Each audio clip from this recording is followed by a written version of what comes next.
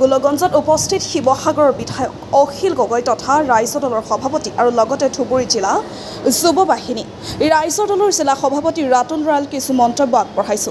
এই দৃশ্যাংশ গোলগঞ্জ উত্তৰ টুক্ৰেশ্বৰ প্ৰথম খণ্ডৰ গংগাধৰ নৈৰ বানপীড়িত ৰাইজৰ মাজত বুজ ল'লে অখিল গগৈ।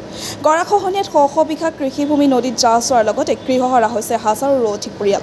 হাহাকাৰ সৃষ্টি হৈছে নৈপৰীয়া ৰাইজৰ মাজত। কোনো এখন চৰকাৰে গৰাখহনীয়া ৰোধৰ বাবে বিজ্ঞানসন্মত ব্যৱস্থা গ্ৰহণ নকৰিলে গোলগঞ্জত গংগাধৰ নৈৰ গৰাখহনীয়াৰ স্থায়ী প্ৰতিৰোধৰ দাবীত আগষ্ট মাহত বিশাল প্ৰতিবাদৰ হুংকাৰ অখিল গগৈ। গোলগঞ্জৰ পৰা Tapan Roy report, north east frontier news.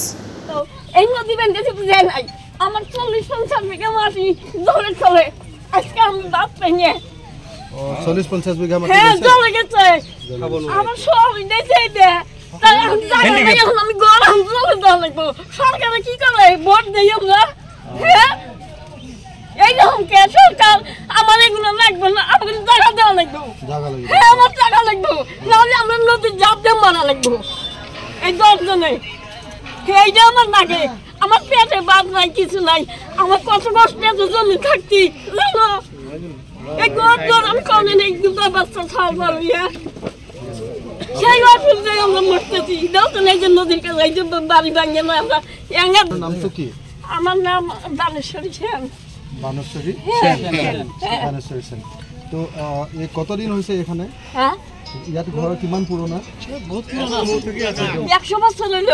100 বছর হ্যাঁ। স্বামী তো কাম করে হলো না,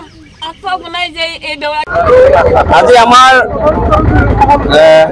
ধুবুৰী জিলাৰ পুৰণা গোলগঞ্জ সমষ্টি আৰু বৰ্তমানৰ গৌৰীপুৰ সমষ্টিৰ অন্তৰ্গত বৰুণডাঙ্গা গাঁও পঞ্চায়তৰ উত্তৰ টকৰেশ্বৰ পাৰ্ট 1 গাঁৱত আমাৰ সন্মানীয় ৰাইজৰ দলৰ সভাপতি তথা শিৱসাগৰ সমষ্টিৰ বিধায়ক অখিল গগৈ ডাঙৰীয়াই আজি আমাৰ মাজত উপস্থিত হৈছে আৰু আমাৰ গোলগঞ্জ সমষ্টিৰ আৰু গৌৰীপুৰ সমষ্টিৰ তথা ধুবুৰী জিলাৰ গৰাখহনীয়াৰ যি বানপীড়িত ৰাইজ যি মথাউৰি ভাঙিছে সব পৰিদৰ্শন কৰি আছে আৰু কৰাৰ লগে লগে আমি আমাৰ উত্তৰ টকৰেশ্বৰ লৈ আহিছোঁ।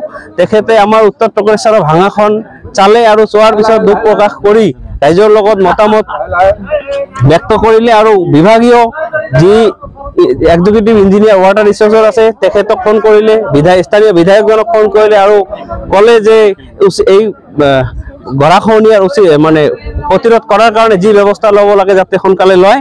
আৰু আমি ৰাইজৰ দল ধুবুৰী জিলা জাতীয় যুৱ বাহিনী ধুবুৰী জিলা